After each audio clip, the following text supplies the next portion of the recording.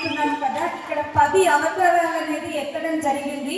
కాలక్రమేణా ఏదైతే మంచి జరుగుతుందని తెలిసిందో భగవంతుడే అతని రూపం అనేది మార్చుకోవడం జరిగింది. ఇక్కడ जब भगवान को रूप चेंज करना पड़ता है तो हम आदमी का क्या मकसद है, हमको चेंज करना ही पड़ता है, हाँ या ना? సో భగవంతుడే అతని రూపం మార్చుకున్నప్పుడు మనం రూపం మార్చుకోవడంలో తప్పేముంది? మనం రూపం మార్చుకోవాల్సిందే, చేంజ్ అనేది కంపల్సరీ జరగాల్సిందే అంటున్నారు. जब रामायण हुआ था तब सब मारने के बाद ये रावण जब बाहर निकला तो युधिष्ठिर ने बोला, युधिष्ठिर ऐसे उनका भाई विभीषण ने बोला, देखो रावण आ रहा है, రావణ్ बहुत शक्तिशाली है, రావణ్ का మొత్తం జరిగిన తర్వాత అందరూ అన్నారంటే ఇప్పుడు అందరూ అయిపోయింది, ఇప్పుడు మనకి రావణాసురుడు వస్తున్నారని చెప్పిందంట. సో వాళ్ళ తమ్ముడు వాడు అయితే అక్కడ అందరూ భయపడుతూ ఉంటే రాముడు ఒకటే చెప్పిండంట, నా శక్తి యుక్తుల మీద నాకు నమ్మకం ఉంది అని. ఇంటర్నల్ అంటే లోపల ఆత్మవిశ్వాసం ఏదైతే ఉందో అతను నమ్మారు కాబట్టి ఆ రోజు ఆ యుద్ధం అనేది గెలవడం జరిగింది. तो चेंज करने के लिए तैयार हो, तो उसके लिए करना क्या है? కదా లేకుంటే ఒక జాక్ అనేది ఉంటుంది కదా, సో రంపం లాంటిది, దాంతో కొడితే తొందరగా అవుతుందా, లేదంటే పెద్ద పెద్ద మిషన్స్ ఏదైతే ఉంటుందో దాంతో చేయడంతో తొందరగా ఆ రాయిని మనం పగలగొట్టగలుగుతామా అని అడుగుతున్నారు. అంత శక్తివంతమైనటువంటి యంత్రం ఏంటి అంటే మీకు సీనియర్ లీడర్స్ ఎవరైతే ఉన్నారో మీ అప్లైన్స్ వాళ్ళని మీరు ఫాలో అయ్యిందనుకోండి, ఆటోమేటిక్గా మీకు కూడా సక్సెస్ వస్తుంది. మార్పు ఏదైతే ఉంటుందో శాశ్వతమైనటువంటి సక్సెస్ని మనకి ఇక్కడ తీసుకొస్తుంది. ఏమీ అనుమానం లేకుండా ఎప్పుడైతే మనం వాళ్ళని నమ్మి సిస్టమ్ ఏం చెప్తుందో అది చేస్తే ఇక్కడ సక్సెస్ వస్తుందని చెప్తున్నాను. అంటారంటే ఇప్పుడు ఈ నెట్వర్క్ మార్కెటింగ్, డైరెక్ట్ సెల్లింగ్ ఏదైతే ఉందో అంత ఫ్రాడ్, ఇది నమ్మలేము అని చెప్తారు. కానీ సార్ ఏమంటున్నారంటే ఏ ప్రొఫెషన్ తీసుకున్నా కూడా మంచి వాళ్ళు ఉంటారు, చెడ్డ వాళ్ళు ఉంటారు. సో మన దాంట్లో కూడా ఏంటంటే రైట్ ప్లేస్లో మనం ఉన్నాము, రైట్ కమ్యూనిటీలో ఉన్నాము, రైట్ లీడర్షిప్లో మనం ఉన్నాము కాబట్టి 100% ఇక్కడ మనకి రైట్ అని చెప్తున్నారు. కొన్ని ప్రొఫెషన్స్ గురించి అక్కడ మనకి చూపించడం జరిగింది. డ్రీమ్ ఉండాలి, దాంతో పాటుగా కమిట్మెంట్ అనేది ఉండాలి. దేనికి మనం కమిటెడ్ ఉండాలంటే మన ప్లాన్ మనం చూపించాలి, కంప్లైంట్స్ ఉండకూడదు, సొల్యూషన్ తీసుకొని వెళ్ళాలి, మన ఓన్ ప్రోగ్రామ్స్ ఏదైతే ఉంటుందో మనం చూడాలి. అండ్ ఇంకోటి ఏంటి అంటే మనము బిజినెస్ యాటిట్యూడ్ ఎప్పుడు కూడా వదలకూడదు. సార్ వాళ్ళు సక్సెస్ అవ్వడానికి హైవేలో బిజినెస్ బిల్డ్ చేశారు కాబట్టి అప్లై తోటి టార్గెట్ తీసుకొని వెళ్ళాలి, రిటర్న్ గోల్స్ అనేది ఉండాలి. అండ్ డౌన్ లైన్ అయినప్పటికీ కూడా అప్లై టైం అనేది ఎక్కువ మనం తీసుకోకూడదు. ప్రొఫెషనల్ డ్రెస్సింగ్ అనేది ఉండాలి, రోల్ మోడల్ గా ఉండాలి మనం మన టీంకి. క్లాపింగ్ ఎక్కడ ఇవ్వాలో అక్కడ ఇవ్వలేదంటే సార్కి హిందీ కూడా అర్థం కాలేదు, తెలుగులో ట్రాన్స్లేట్ చేస్తే సంగీతం మార్కెట్ में उतरते हो लोगों को मिलने के కదా. వెస్టేజ్ కూడా కార్డ్స్ ఆడేటువంటి గేమ్ లాంటిది ఆడడానికి రెడీగా ఉన్నారా? 4 రకాలైనటువంటి కార్డ్స్ ఉంటాయి ఇక్కడ అని చెప్తున్నారు. ఒకటి డైమండ్, డైమండ్ అంటే వజ్రాలు కదా. సో వీళ్ళు ఏంటంటే ప్లాన్ చూపించగానే ఏంటంటే ఎలా చేయాలి, నేను ఎట్లా ముందుకు వెళ్ళాలని డిసిజన్ తీసుకొని ముందుకు వెళ్తూ ఉంటారు. నెక్స్ట్ ఇంకొకటి ఏంటంటే హార్ట్స్, అవేంటి అంటే దిల్ వాళ్ళే అంటారు కదా, మనసు ఉన్నటువంటి మనుషులు నొప్పించరు కానీ వీళ్ళు స్టార్ట్ చేస్తారంటే స్టార్ట్ చేయరు. పోస్ట్పోన్ మెంటాలిటీ అనేది ఉంటుంది. ఈ రోజు ఇదైంది, రేపు అదైంది, ఎల్లుండి అదైందని పోస్ట్పోన్ చేస్తూ ఉంటారు అన్నట్టు వీళ్ళు. ऐसा ही है, ये लोग ऐसा ही है. अब तीसरा देखो, कहीं ना कहीं अरेंज करके देखे होता है कि यार ये तेलंगाना में ना అండ్ ఫ్లవర్ లాగా ఉంది కదా. సో ఇక్కడ ఏంటి అంటే చాలా స్మార్ట్ ఉంటారు వీళ్ళు, ప్రతి ఒక్కటి కూడా వీళ్ళు రీసెర్చ్ చేస్తూ ఉంటారు. సో స్పెరిలినాకి సర్టిఫికెట్ ఉందా, ఇది ఇండియాలో నడుస్తుందా, తెలంగాణలోనే ఉంటుందా, మోదీ సర్టిఫికెట్ ఉందా, సీఎం సర్టిఫికెట్ ఉందా అని అంతా కూడా మనకి ఇలా రీసెర్చ్ మెంటాలిటీ అనేది వీళ్ళకి ఉంటుంది. और आखिरी लोग सोचते हैं दुनिया में सबसे ज्यादा दिमाग అంటే విషయం మన లోపల నింపుతూ ఉంటారు వీళ్ళు వచ్చేసి. అరే నీకు ఇప్పుడు దొరికిందా, మా అన్న కొడుకు ఎప్పుడో చేసిండు, మా మామ కొడుకు ఎప్పుడో చేసిండు, నువ్వు ఇప్పుడు చేస్తున్నావా, నువ్వు కూడా వచ్చినవా ఇక్కడికి, అయ్యో రామా అని అక్కడ చేస్తూ ఉంటారు అన్నట్టు. వీళ్ళు చేసేది ఏముండదు కానీ మనల్ని కూడా ఏం చేస్తారంటే మన లోపల కూడా విషయం అనేది నింపుతారు. जब आपके अपने बोलते हैं लिस्ट సో మనం అందులో ఒక 50 మెంబర్స్ మన లిస్ట్ రాసినాం అనుకోండి. ఇందాక సార్ చెప్పారు కదా, డైమండ్స్ ఉంటారు, క్లబ్స్ ఉంటాయి, స్పేడ్స్ ఉంటాయి, అంటే రకరకాలైనటువంటి వ్యక్తులు ఉంటారు. అందులో ఏంటి అంటే మనకి 6 డైమండ్లు వచ్చేంత వరకు మనం ఈ ఆట ఆడుతూనే ఉండాలి. అండ్ దీన్ని మనం మొదలు పెడితే మనం అనుకున్నటువంటి సక్సెస్ తప్పకుండా తీసుకునేటువంటి అవకాశం ఉంటుంది.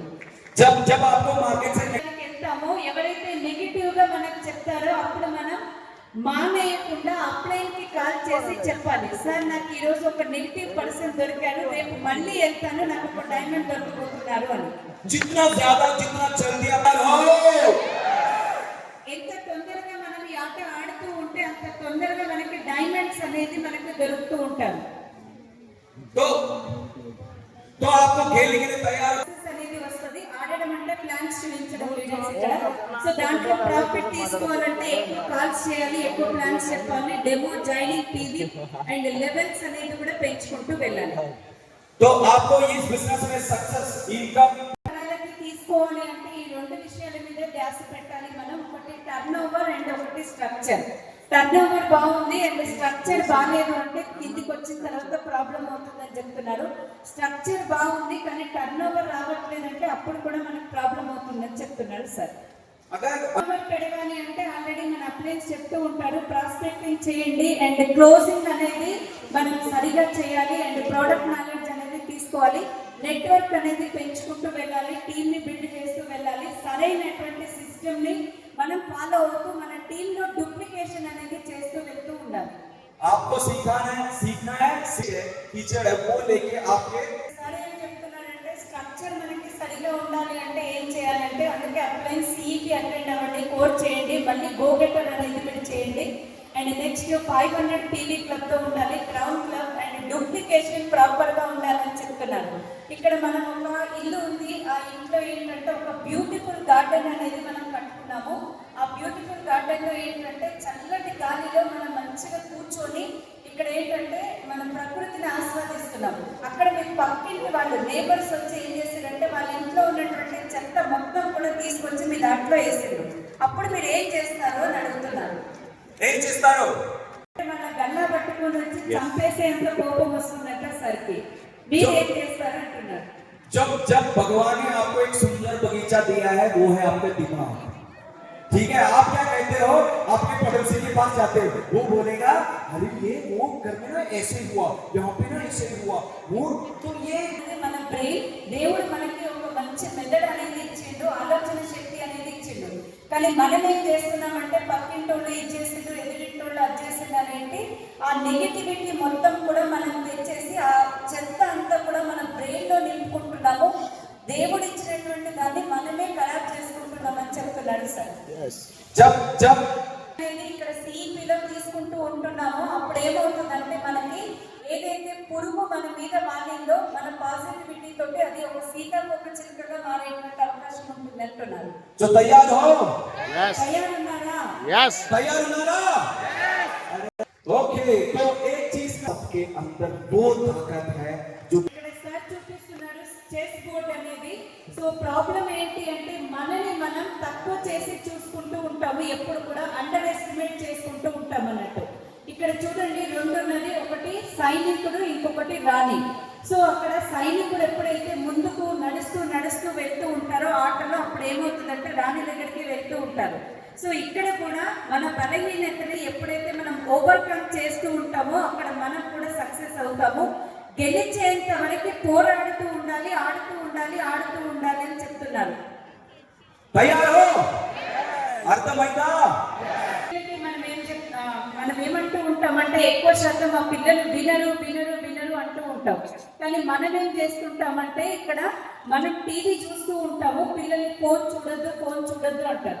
అంటే మనం ఏం చేయాలి అంటే మనం ఏం చేస్తే పిల్లలు వింటారో అంటే చెప్పేదానికంటే వాళ్ళు చూసి ఎక్కువ నేర్చుకుంటారు. కాబట్టి ఎప్పుడైతే మనం అక్కడ టీవీ చూడడం ఆపేస్తామో వాళ్ళు కూడా ఫోన్ చూడడం ఆపేస్తారు. మన పిల్లలకి హీరో కానీ హీరోయిన్ కానీ ఎవరు అవ్వాలి అంటే పేరెంట్సే అవ్వాలి అని చెప్తున్నారు. ఇక్కడ వచ్చేసి ఏ సచిన్ టెండూల్కర్ కాదు, ఏ ధోని కాదు. ఎందుకంటే చూడండి ఈరోజు నా అప్లైన్ నా డాడీ అయినటువంటి భరతన్ అన్న అంటేనే సార్ వింటారంట, డాడీ అంటే కూడా ఎక్కువ సార్లు వినరంట. మొత్తం కేరళకి ఎట్లయితే సార్ హీరోను వీళ్ళ డాడీ కూడా సార్కి హీరో. సో ప్రతి ఒక్కళ్ళు కూడా మన పిల్లలకి హీరో మనం అవ్వాలి అని చెప్తున్నారు. मैं आपसे पूछ रहा हूँ, आप तैयार हो? आपके जब बच्चे कहेंगे मेरे बाप की तरह बनना है, मुझे मेरी माँ की तरह बनना है। आपको पता है कैसे लगेगा? హీరో హీరోయిన్ ఎవరు అవ్వాలనుకుంటున్నారు, మీ పిల్లల్ని అడిగితే వాళ్ళు ఏం చెప్పాలనుకుంటున్నారు. అలా ఒకవేళ మనం అవ్వాలంటే ఆ లాగా మనం పని చేసి అక్కడ మనం ప్రూవ్ అయినాం అనుకోండి, మన పిల్లలు హీరో హీరోయిన్ మనమే అవుతారు. రెడీ ఉన్నారా? देखो एक चीज मैं बताऊं, आप कुछ भी करोगे విన్నింగ్ టీమ్ తో ఎప్పుడైతే మనం వర్క్ చేస్తామో, విన్నింగ్ టీమ్ సర్వర్ ఎలా ఉంటారంటే వాళ్ళ స్వార్థం వాళ్ళు చూసుకోకుండా వేరే వాళ్ళ కోసం ఇక్కడ వర్క్ అనేది చేస్తారు. విలువలతో కూడినటువంటి ఇక్కడ మనం బిజినెస్ చేస్తున్నాం కాబట్టి హాల్ మొత్తంలో కూడా అది పాజిటివిటీ కానీ ఆ కల్చర్ కానీ చూసినప్పుడు మిమ్మల్ని వాళ్ళందరూ పొగుడుతూ ఉన్నప్పుడు మీ పిల్లలకి మీరే హీరో మీరే హీరోయిన్ అవుతారు. తయారున్నారా? आप సార్ ఏమంటున్నారంటే ఏదైనా ఒక వర్క్ అనేది మనం ఒక గొప్ప ఉద్దేశంతో మనం చేసినాం అనుకోండి, ఒక గ్రేట్ ప్రాజెక్ట్ తోటి మనం ఒక ఇన్స్పైర్ అయి చేసినప్పుడు మన ఆలోచన విధానం అనేది మారుతుంది. అండ్ మనకు ఉన్నటువంటి రిస్ట్రిక్షన్స్ అన్నీ కూడా మనకి ఆ బంధనాలు ఏదైతే ఉంటుందో అవన్నీ విచ్ఛిన్నం అయిపోతాయి. పరిమితులన్నీ కూడా వాటిని మనం అధిగమించేటువంటి అవకాశం ఉంటుంది. అండ్ ఇంకొకటి ఏంటి అంటే ఒక మనం అద్భుతమైనటువంటి ప్రపంచంలో ఇక్కడ మనం ఒక గొప్ప అద్భుతమైనటువంటి ప్రపంచంలో ఇది